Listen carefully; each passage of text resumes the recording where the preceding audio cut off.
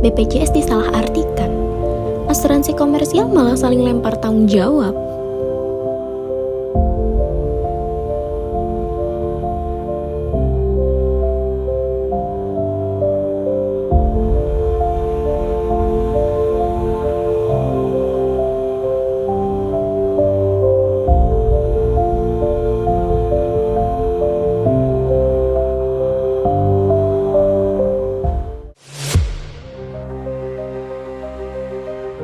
Administrasi itu nomor 2, nyawa itu yang nomor 1.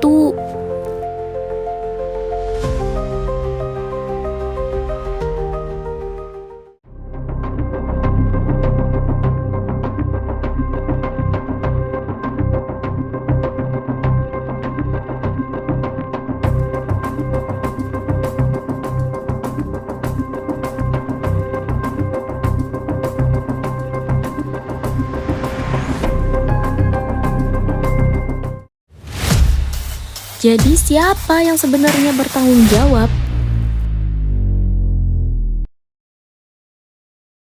Oke teman-teman, terima kasih telah berkumpul pada hari ini. Hari ini kita punya mandat besar untuk membedah sinkronisasi layanan, jaminan, dan asuransi kesehatan. Baik semua, kita mulai dari fundamennya yakni hukum pelayanan kesehatan. Berdasarkan Undang-Undang Nomor 17 tahun 2023 tentang kesehatan, pelayanan kesehatan bukan cuma soal mengobati, tapi juga soal standar profesi, di mana setiap tenaga medis dan tenaga kesehatan wajib memberikan pelayanan sesuai dengan standar profesi, standar pelayanan, dan standar prosedur operasional. Jika rumah sakit mengabaikan standar operasional ini, maka rumah sakit bisa dijerat malpraktik secara mediko-legal. Aku izin menambahkan, Fatia. Jadi, untuk mengakses pelayanan ini, negara menyediakan payung hukum yang bernama Jaminan Kesehatan. Landasan utamanya adalah Undang-Undang Nomor 40 Tahun 2004. Nah, pasal 19 ditegaskan bahwa jaminan kesehatan diselenggarakan secara nasional berdasarkan prinsip ekuitas, yang artinya setiap peserta berhak mendapatkan pelayanan medis yang sama tanpa memandang besaran iuran. Beda dari Nanda. Kalau kita bicara asuransi kesehatan komersial, kiblat hukumnya adalah Undang-Undang Nomor 40 Tahun 2014 tentang perasuransian. Di sini hukumnya adalah perdata, yaitu kontrak antara penanggung atau perusahaan dan petanggung si nasabah. Teman-teman, coba kita lihat kasus nyata yang menjadi tamparan keras bagi hukum kesehatan kita. Ini adalah kasus kematian bayi Deborah. Berita ini akurat dan bisa diakses oleh publik. Bayi Deborah kritis ditolak masuk ruang ICU di rumah sakit karena orang tuanya belum mampu membayar uang muka.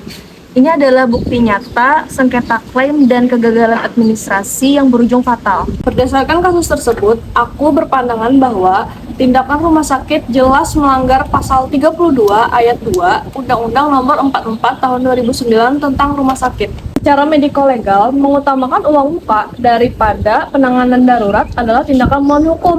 Pihak rumah sakit bisa dijerat pasal 190 Undang-Undang Kesehatan Lama terkait kelalaian yang menyebabkan kematian. Kasus bayi Deborah adalah contoh kasus yang wajib masuk dalam analisis kita tentang pentingnya pasien ditangani dulu, administrasi belakangan.